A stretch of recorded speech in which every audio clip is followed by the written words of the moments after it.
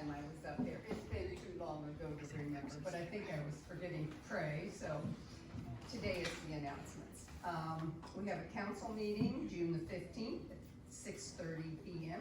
Everyone is welcome if you need to come. Midway prayer and China Alexander, yes, she has a prayer thing, for lack of better terminology, China, on Wednesdays at noon, and the phone number and the code that you have to punch in afterwards is listed.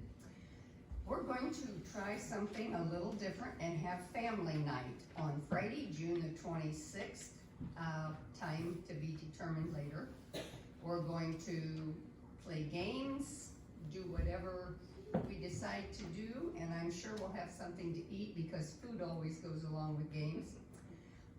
The conference was canceled this year. It will be a virtual conference and anybody can watch it, July 22nd to the 24th at New Beginnings Church in Decatur, Illinois. And Hook Closet in Zanesville for the month of June, we'll be collecting hand sanitizer and body wash. I hope you can all find hand sanitizer. I don't know whether we've replenished our stock or not. And for my devotion today, I kind of kicked around what I wanted to say, and Scott's always saying, speak from the heart. So lately, I have been studying through the prophets, and most of the prophets are prophesying about what is to come. A lot of it is for the very time we are in, with the disease, the coronavirus, with the disrest, the riots that everybody wants to seem to get into, and the destruction that is caused from those.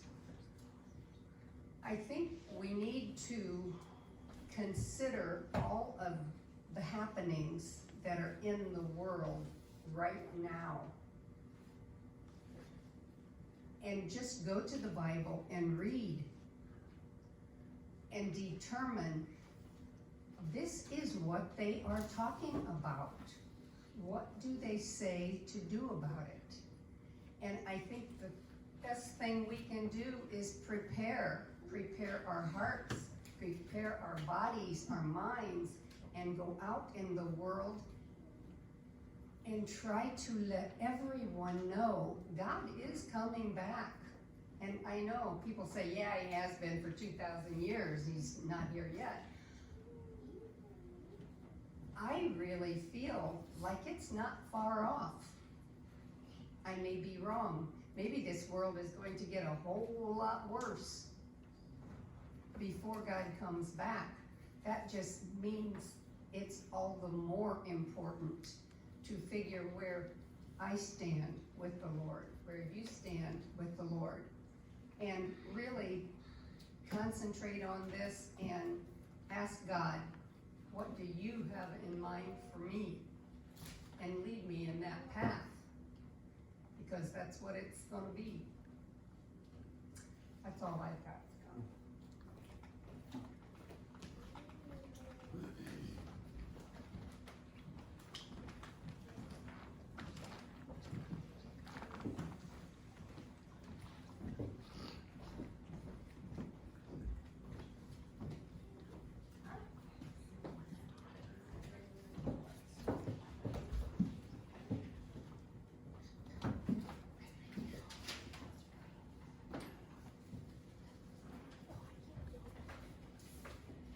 Interesting with all the talk, and the first song that we're going to sing is Change My Heart, Oh God.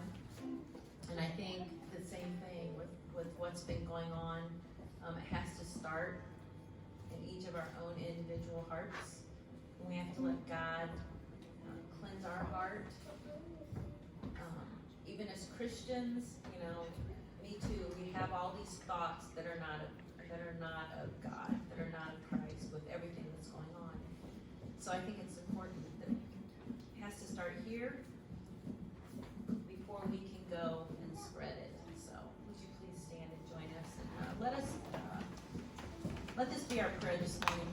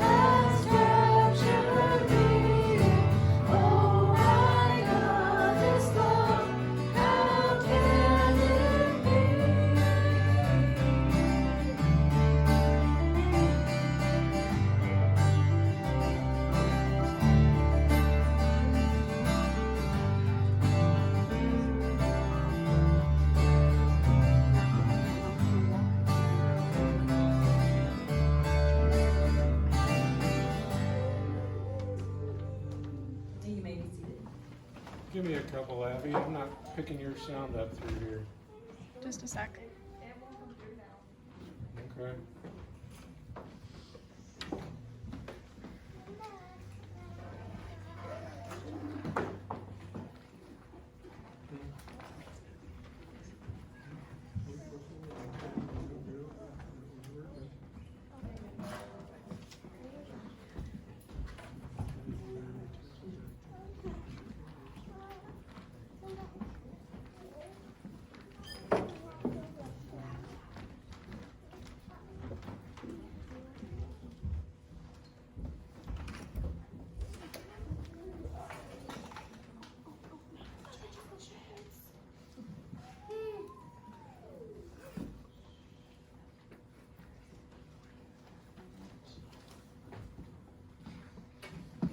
So today we are going to go back into the book of Hebrews where I left off. And if you remember the book of Hebrews, this is to the church. This was to the Jews. And some of them were slipping back into the old ways. They were believing things that were not true, worshiping things that shouldn't be worshipped. And so the author of Hebrews is trying to convey to them who Jesus was and the importance of who he is and his purpose. And so we're going to start at Hebrews 4:14 through chapter 5, verses 6. Therefore, since we have a great high priest who has ascended into heaven, Jesus the Son of God, let us hold firmly to the faith we profess. For we do not have a high priest who is unable to empathize with our weaknesses, but we have one who has been tempted in every way, just as we are, yet he did not sin. Let us then approach God's throne of grace with confidence so that we may receive mercy and find grace to help us in our time of need. Every high priest is selected from among the people and is appointed to represent the people in matters related to God, to offer gifts and sacrifices for sins. He is able to deal gently with those who are ignorant and are going astray, since he himself is subject to weakness. This is why he has to offer sacrifices for his own sins, as well as for the sins of the people. And no one takes this honor on himself, but he receives it when called by God, just as Aaron was. In the same way, Christ did not take on himself the glory of becoming a high priest, but God said to him, "You are my son. Today I become your father." And he says in another place, "You are a high priest. You are a priest forever in the order of Melchizedek."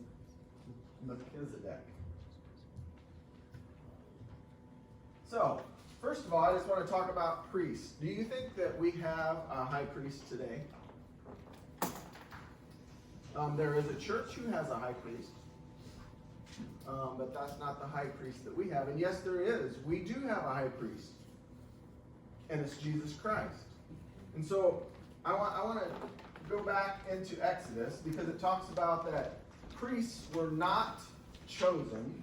They didn't just decide to be a priest. God ordained them to be the priests.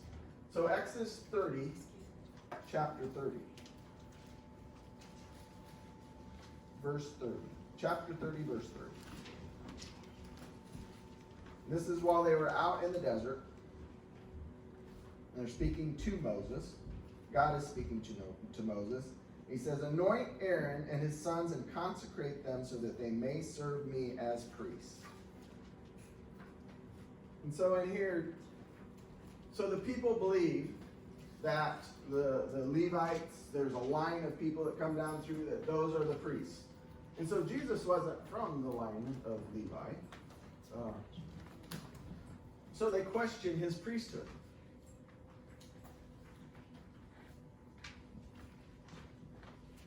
And so at this time, there was, people believed in God in different ways. The first was the Jews. The Jews saw God as somebody who's different. He's holy. He's perfect. He is untouchable. We're not allowed to be with him. He can't sympathize. He can't sympathize with us because he is just different. He is not us. The Greeks, they felt that he was feelingless. He didn't have any feelings. Because if God would have feelings, and he's seen that we were hurting or we were anxious or whatever, we could actually influence what he did. So they said, now God has no feelings. And they also thought that he was detached. He had nothing to do with us. The gods was in a realm that was just detached from us. They had no part in us. They had part in creation, but they had no part with us now. So if the Jews seen God as holy and untouchable, they seen that they needed a priest who would go into the temple and on their behalf offer sacrifices for their sins, offer offerings for their first fruits. Everything goes through the high priest.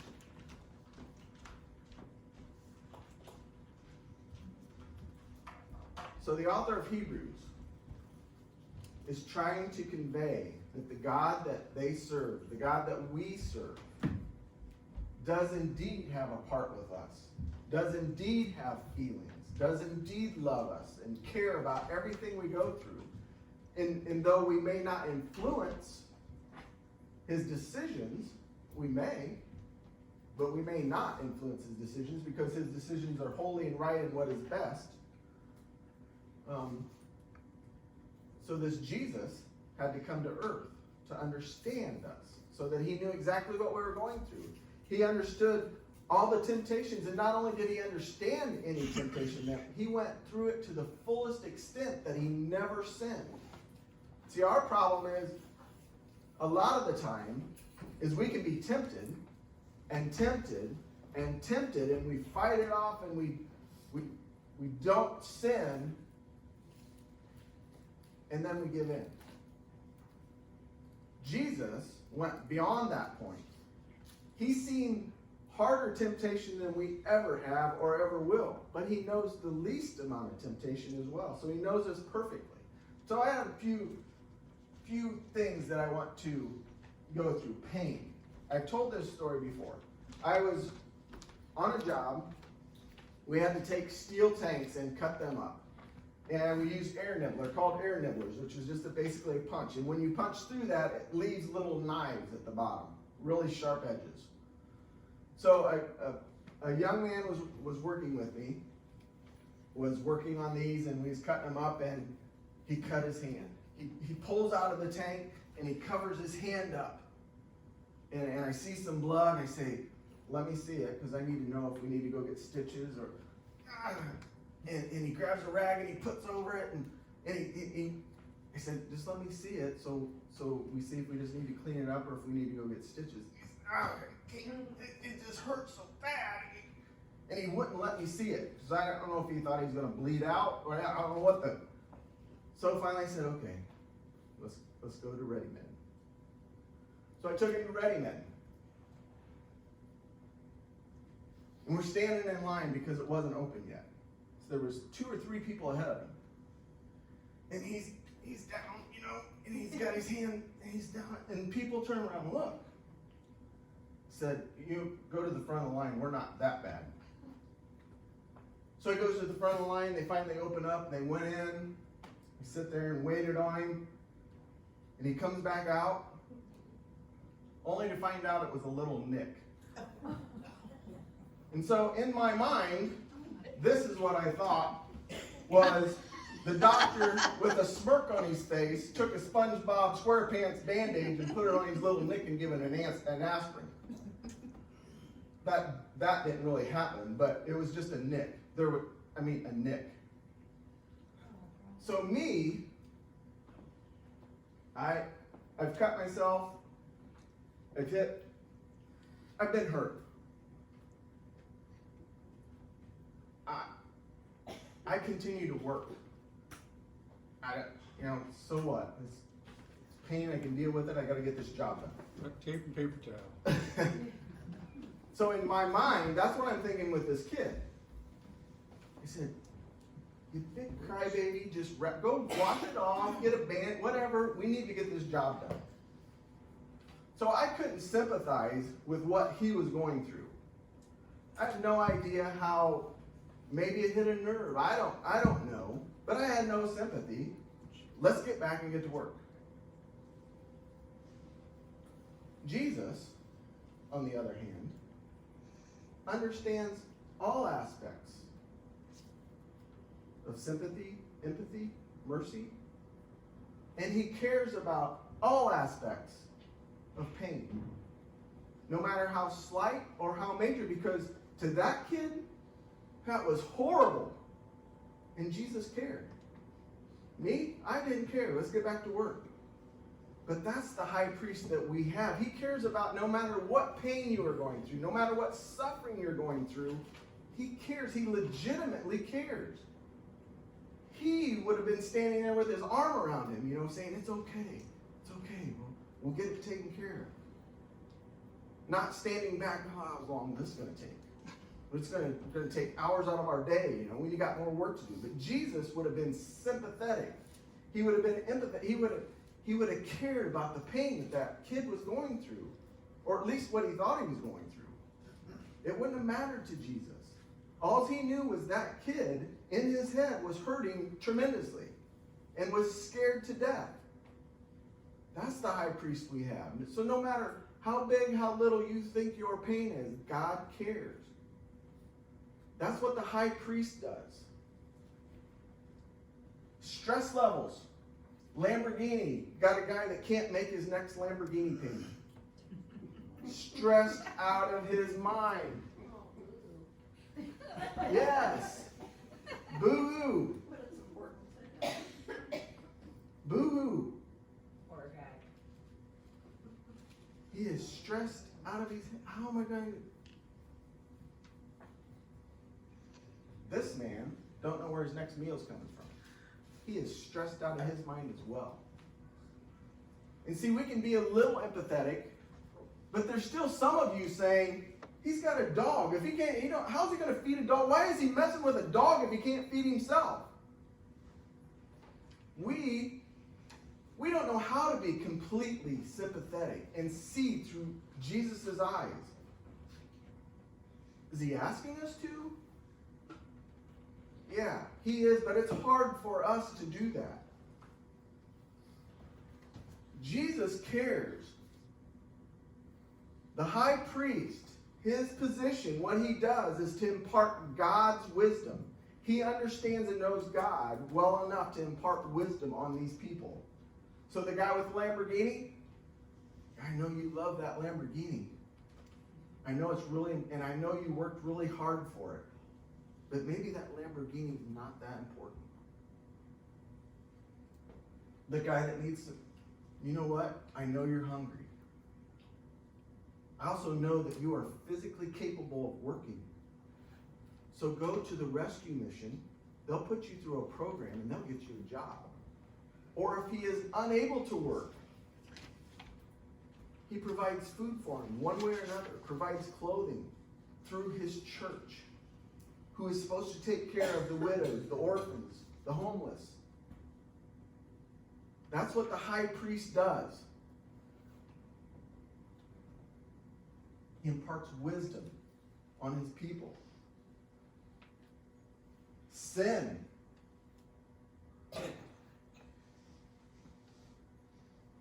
Somebody trashes your car, bashes the windows in, kicks the headlights out, kicks the door panels in. What do you want for those people? Jail time, fines, fix my car, buy me a new car. And I'm not saying that should not happen, because there is consequences for sin and doing wrong and not obeying the law. There is consequences for that. Paperclip. You're at work. You need a paperclip at home. And you take that paperclip because my company has hundreds of thousands of paperclips. What's the big deal? It maybe costs 0.03 cents. That is sin. God sees that as sin as well as destroying your car as sin. There is consequences for sin. But the high priest's duty is to offer sacrifices for those sins, to make things right with God, to right a relationship with God, to take away that sin by offering an animal, by offering blood, to take away that sin so that the relationship can be restored. Regardless of the consequences of stealing and vandalism, the high priest's duty is to restore a right relationship, a good relationship with God. That's the high priest's duty. That's what our high priest does. He cares about any and all pain, no matter how little, how big. He imparts wisdom in situations where we don't know what we're going to do next. Whether we got it into that situation ourselves or by no fault of our own. The priest is there to offer wisdom from God because he knows God. The priests in the Old Testament knew God. They knew God's law. The high priest in Jesus Christ knows God. He don't know the law. He knows God personally. He is the Spirit that lives within God. He knows him perfectly. There is no gray area. He knows his Father perfectly. So he can impart the perfect wisdom.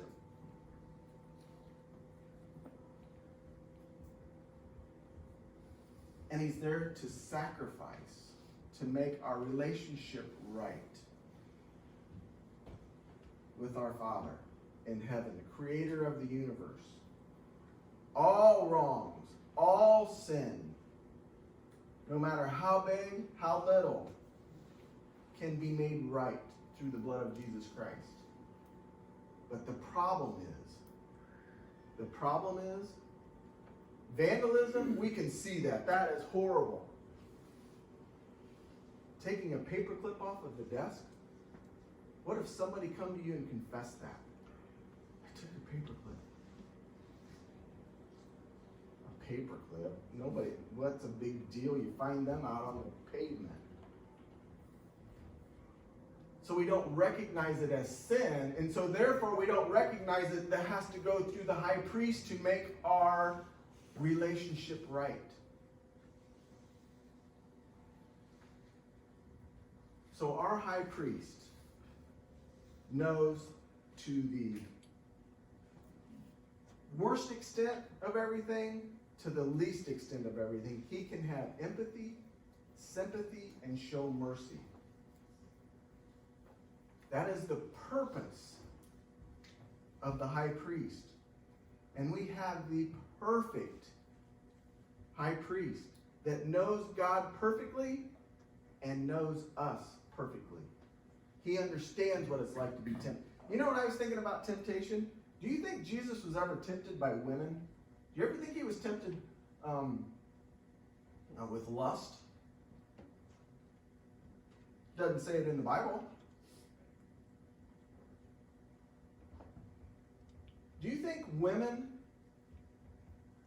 Look, there are people who get up on a stage and sing.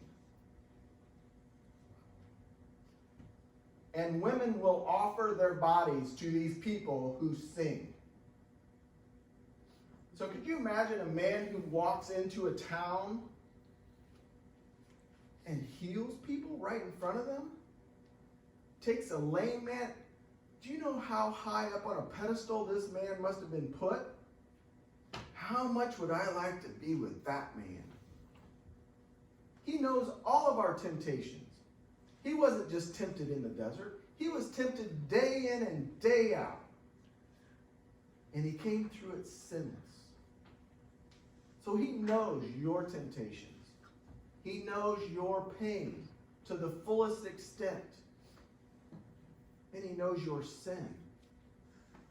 And he did not come to condemn you for any of it.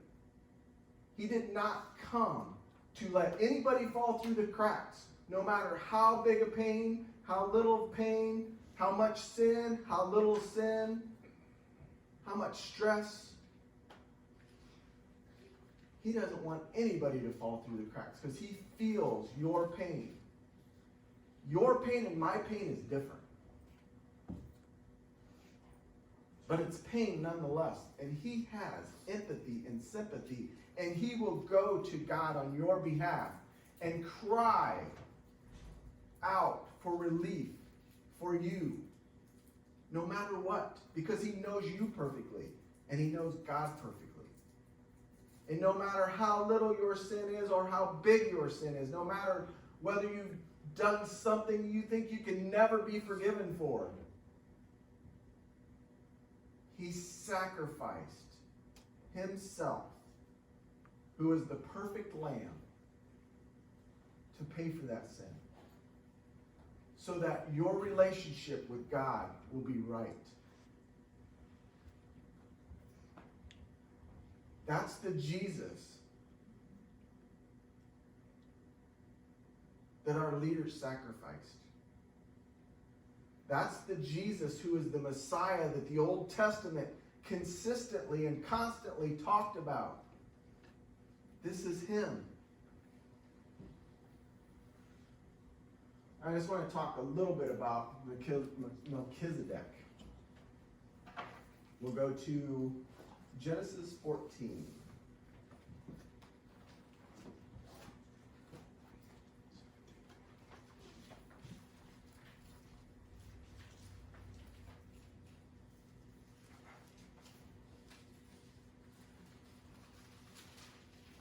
Genesis 14.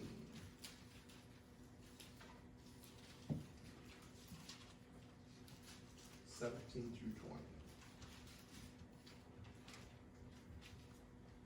So Abraham, him and Lot, they had separated, went their own ways. Lot went over towards Sodom. Abraham went a different direction. And where Lot was living, a group of people came in, captured the entire town, took all the plunder, and left. Abraham inquired of the Lord, should I go after him? Should I do that? And God says, yep, go get him. So Abraham went, got all the people, all the plunder, brought it back.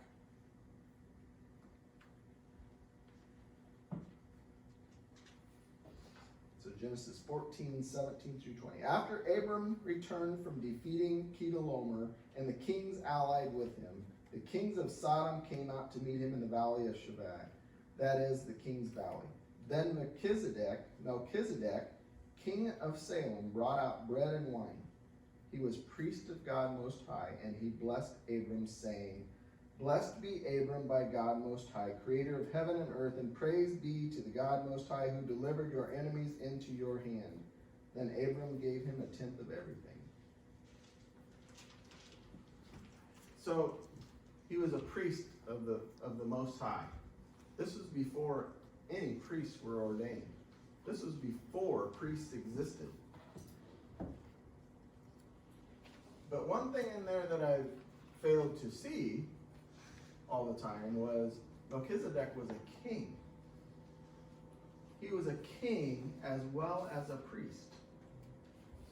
A king has a kingdom. A king has authority. A king has rules and regulations and law. So this high priest that's in the order of Melchizedek is also a king.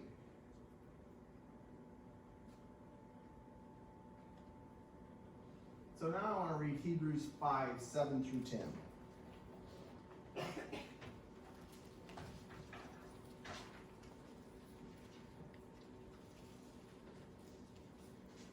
Hebrews 5, 7 through 10. During the days of Jesus' life on earth, he offered up prayers and petitions with fervent cries and tears to the one who could save him from death. And he was heard because of his reverent submission. Son though he was, he learned obedience from what he suffered. And once made perfect, he became the source of eternal salvation for all who obey him. and was designated by God to be high priest in the order of Melchizedek. So this is talking about the prayers in Gethsemane, and we'll go to Luke 22.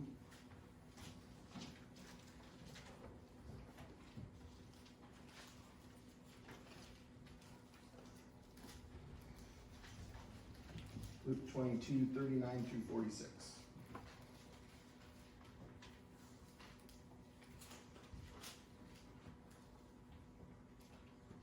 Jesus went out as usual to the Mount of Olives, and his disciples followed him. On reaching the place, he said to them, "Pray that you will not fall into temptation." He withdrew about a stone's throw away beyond them, knelt down and prayed, "Father, if you are willing, take this cup from me. Yet not my will, but yours be done." And an angel from heaven appeared to him and strengthened him. And being in anguish, he prayed more earnestly, and his sweat was like drops of blood falling to the ground. When he rose from prayer and went back to the disciples, he found them asleep, exhausted from sorrow. In Luke 23, verse 34.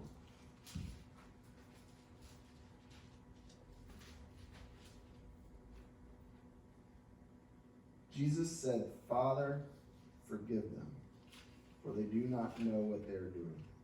And they divided up his clothes by casting lots. Learning comes from suffering. Who wants to suffer? Who wants to take the time to learn something from suffering? We just want to get through the suffering. We want it to be over with. But if we resent what is happening, if we're angry and wondering, why is this happening to me? Why am I going through this? I do everything that I'm supposed to. I follow your law. I pray to you. I read your Bible. I do this and I do that, and you allow me to go through this? Sometimes that gets in the way of us hearing God's voice. It's just like it was said with Megan and Tyler. You know, if they said that same prayer that Jesus said, "Father, if you can take this cup from me, do it. I want Cheyenne to be a part of our family. But if that's not your will, let your will be done."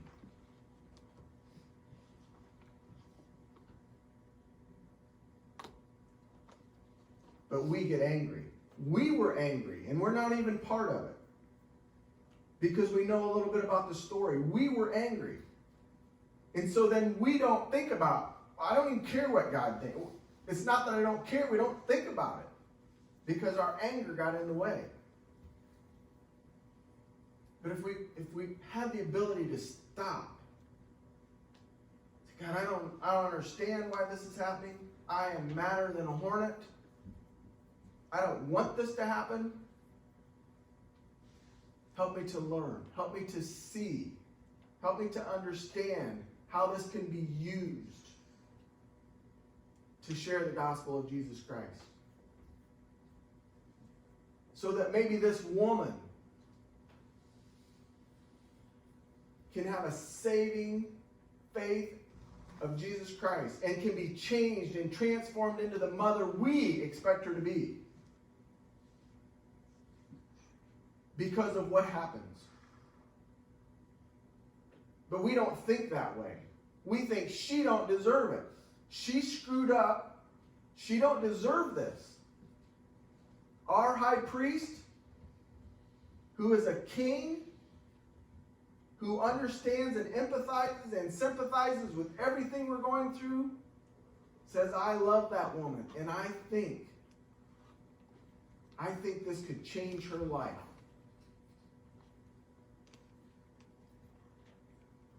But we don't think that way. But our high priest does. And our high priest, whom we are, what do they call the people of a kingdom? What are we? We're the pawns. What are subjects? Yeah, there you go. We want to imitate our king. We believe in our king, and we believe in his kingdom, and we believe in who he is and how he treats people. And so therefore, we should start thinking like our king. No matter how mad I'm not saying don't get mad. Don't get upset. But after that, go to our King and see, show me something. Teach me something.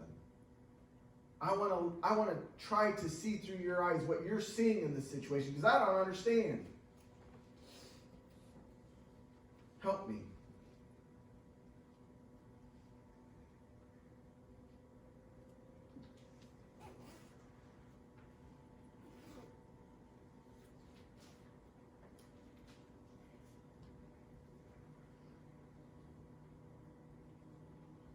Verse 8, it says, son though he was, he learned obedience from what he suffered, and once made perfect, he became the source of eternal salvation. Perfect.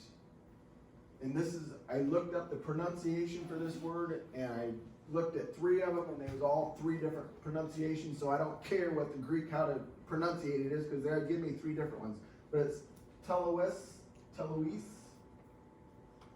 is the word for perfect. See, when we take that situation with Tyler and Megan and Shy, and we put the word perfect in it, the word perfect means the judge says, yes, Shy, you are adopted by them, and the mother is out of here. Because that's what we want. That is our idea of perfect. In Jesus' situation, and our idea of perfect is, don't let him go to the cross. Let's do it a different way. Jesus asked for that. But Jesus' idea of perfect, Jesus' idea of perfect is to carry out the purpose for which it was designed. That's different than being a perfect situation for us. Perfect in his eyes was to carry it out the way God designed it and to do the purpose that it was meant for, which was to save us and give us a right relationship with God. The high priest has a purpose, and we do have a high priest. I never seen Jesus as a high priest. He has a purpose, and he is still fulfilling the duties of a high priest. He is the only priest we will ever need. He is the priest that will live forever and ever and ever. Nobody will take his shoes. He is a priest that can completely empathize with whatever it is you're going through, whatever it is I am going through. He is a priest that can impart wisdom from God on how to deal with situations you're going through. And he is a high priest that sacrificed his life and gave his blood to pay for your and my sins forever. To right a relationship that was screwed up back in the Garden of Eden. That's the high priest, Hebrews. This is the high priest that I'm talking about, that you are letting go out the window, that you're forgetting all about. This high priest was spoke about in the entire Old Testament. The Messiah, the Savior of the world, who cares about everything you're dealing with, everything you're going through, no matter how big, how small, and loves you so much that he died for you so that your relationship can be right. And that one day, when we enter into his kingdom, it's all going to be perfect. But until that time, use your high priest. Israelite had to travel, sometimes days, to get to their high priest. All we have to do is talk to him. We don't have to go anywhere. Use your high priest for sympathy, empathy, wisdom, and for any sin that's in your life.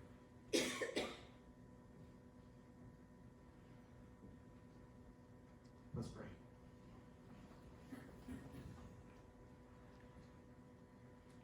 Well, God, I know sometimes I forget. I choose to let my emotions get in the way. I choose to let my pride get in the way. To have sympathy for people.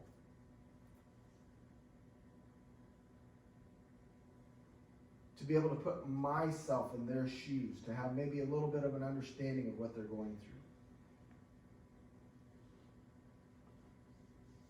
To actually sit back and care about what they're going through. I forget.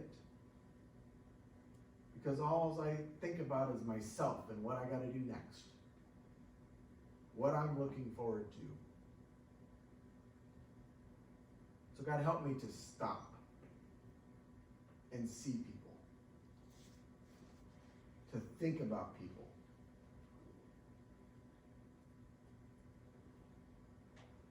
When I see somebody that may need help, help me to direct my attention to our high priest, to gain wisdom.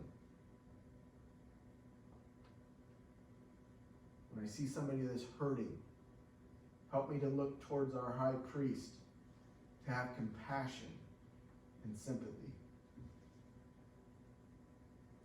And God, open my eyes so that I can see sin clearly.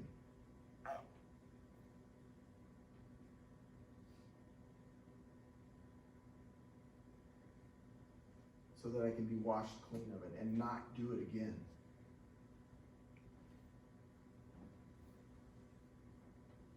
God, thank you for sending your Son to be the ultimate sacrifice.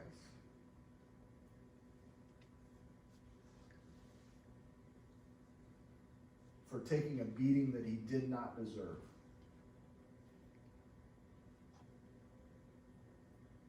For me. For being hung on a cross for something he didn't deserve. For me. For giving his life and his blood.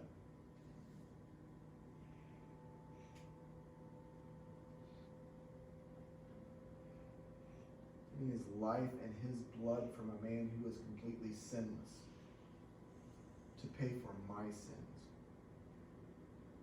Thank you for that. And God, thank you for being a God that does care, that is concerned, that has feelings and emotions.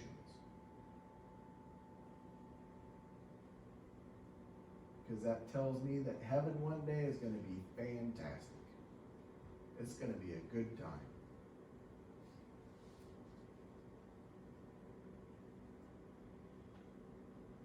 So thank you for even allowing us to be a part of it.